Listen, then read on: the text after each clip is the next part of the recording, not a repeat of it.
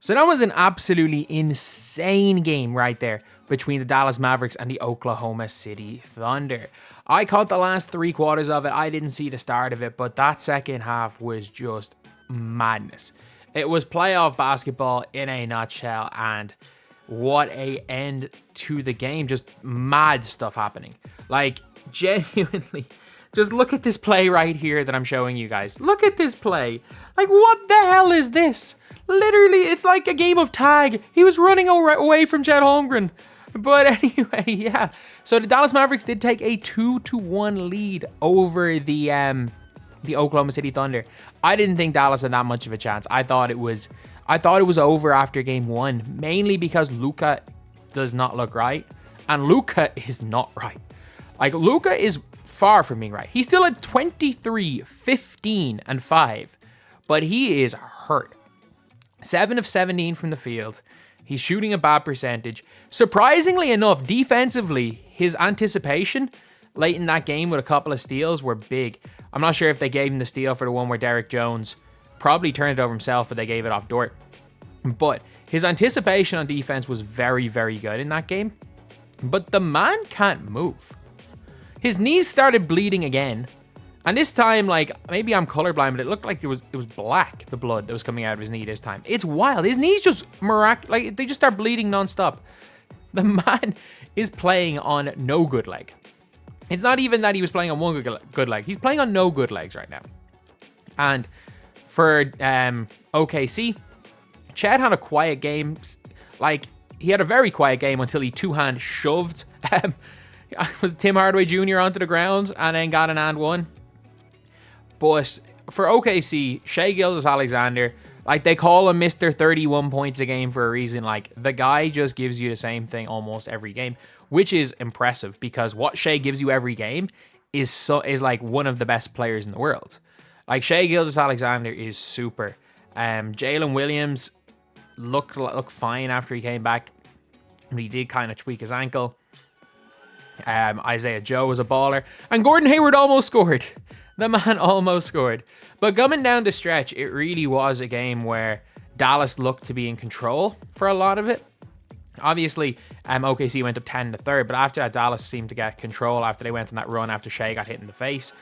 And it was just a really weirdly refereed game. Like, on the one hand, they would let Lou Dort, like, play like it's rugby. Like, Lou Dort took...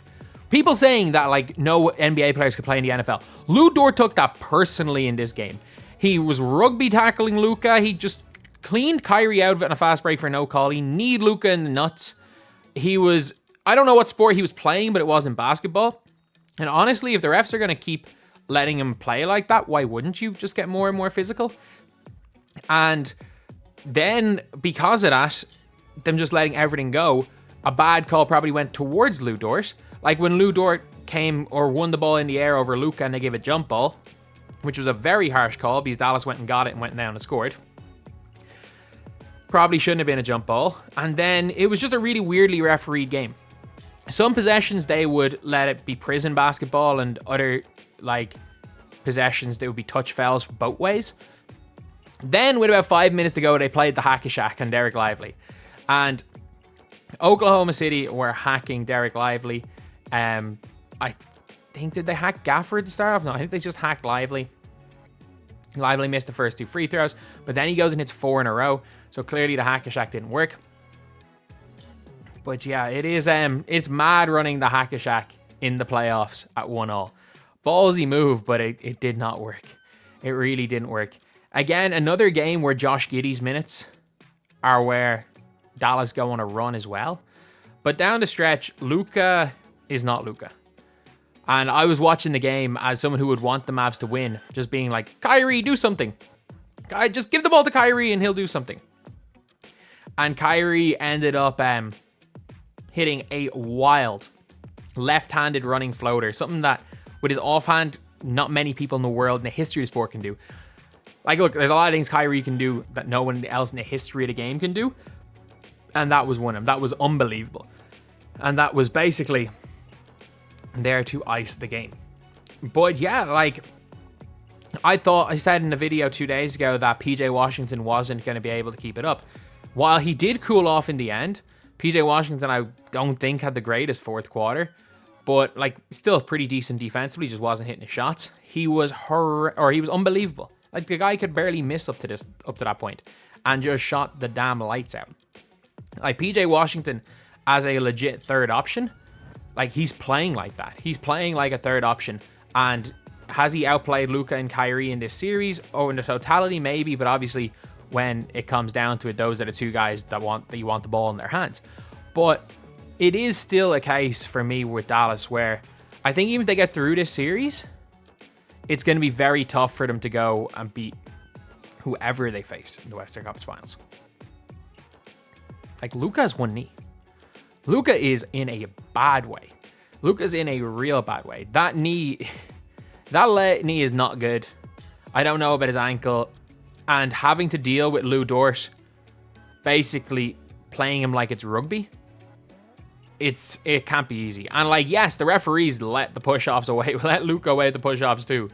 But I think it's just it's a bloodbath between them two, and then Shai is getting tip fouls.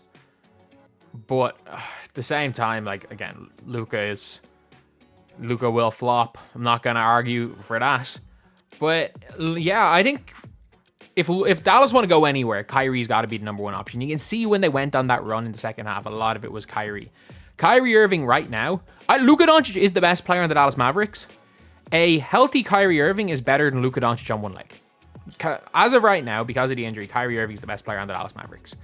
Luka is definitely the second best player. You can see even the gravity he takes, even as an injured player. If anything, he's taking the best defender from the other team. But it is going to be a case where if Dallas want to progress past this round, Kyrie's really got to start playing in the first half, not just being a facilitator, feeling out the other team, because we saw it in game one, and they can go down quite a bit for that. But yeah, that is the game, lads. That was Dallas versus OKC in game 3. It's a weird one because, again, just like in game 2, I thought, you know what, maybe Dallas aren't going to be able to keep this up. But at the same time, it's like they've done it 2 games in a row now. Luka has been not great in this entire playoffs. Kyrie Irving keeps shrinking in the first half. But I got to give credit where credit's due to everybody on that Dallas team that's stepping up, whether it be Derrick Jones for his defense. Heck, Josh Green hit some big shots in that game. PJ Washington, obviously, for the first 2.5 quarters was the best player on the floor for either team. And even Tim Hardaway Jr., like, he hit a massive, massive shot to end the third quarter. So fair play to that Dallas team. And I think this series goes 6 or 7. Like, I don't see Dallas going off and winning 4 in a row, because I don't see how Luka has it in him to do anything. Like, the man can't barely walk right now. And this Dallas team is by far the best Dallas team there has been. Like, a healthy Luka, and I think this team has a great shot of winning the NBA championship. Like, Kyrie Irving is impressing me in the fact that everything he's doing, his defense, his passing, everything's good. I wish he'd be a little bit more aggressive. PJ Washington is a great third option. Both those centers are good players. Like, both Lively and Gafford, if they could just hit their free throws, they both roll hard. They both are decent shot blockers. Both, especially against a team like OKC, who rebound terribly, are going to rebound unbelievably well. They're big bodies. PJ Washington obviously stepping up. And then if Tim Hardaway Jr. is hitting shots, he's fine. And obviously Josh Green is pretty good. Like, it's a hell of a lot better than the team they went out with in 2022. It's just, obviously, Luka is not the same player. So, yeah, if they manage to make it to the conference finals, it's unbelievable. But I can't see Luka's knee getting better, and I also can't see them making it there without him.